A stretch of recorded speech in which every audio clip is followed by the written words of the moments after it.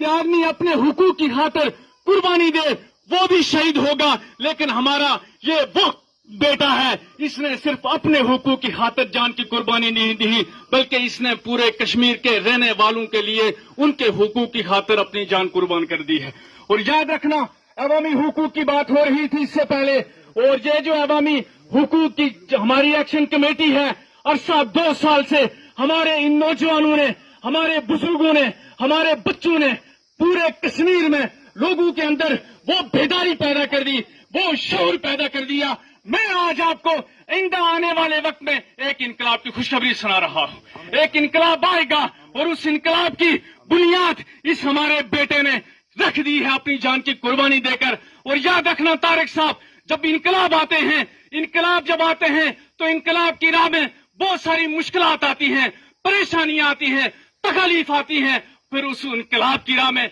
जानों की कुर्बानी देकर उस इनकलाब की राह को पार किया जाता है। आज आपने, आपके बेटे ने, आजाद साहब, आपका भतीजा, जुमला जो ये खानदान है मुतस्सा, मैं आपसे इज़हार तहसीन करता हूं, ये दुख कभी मिटेगा नहीं, ये जख्म कभी खत्म नहीं होगा, लेकिन ये आपके लिए हौसला अफजा बात है। हसीब तारक अपने घर में भी फौत हो सकता था, लेकिन इसने अपनी जान की कुर्बानी मीरपुर में देकर अहलिया ने कश्मीर को ये बता दिया है कि मेरी जान की कुर्बानी तो लग गई, लेकिन इंशाअल्लाह अल्लाह पाक तुम्हारे हुकूक तुम्हें अदा